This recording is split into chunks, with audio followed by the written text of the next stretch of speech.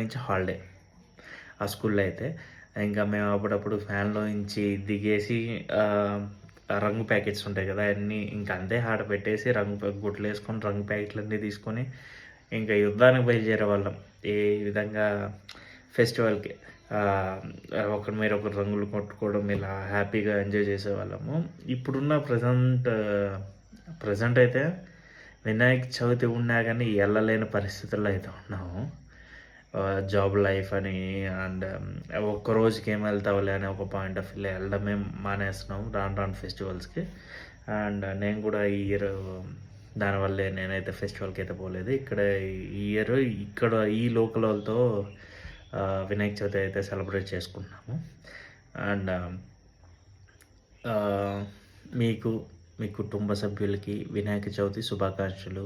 And మీరు చాలా బాగుండాలని అయితే మనస్ఫూర్తిగా అయితే కోరుకుంటున్నాను. ఇదండి. ఈ వీడియో మీకు ఎలా అనిపించిందో కింద అయితే కామెంట్ చేయండి.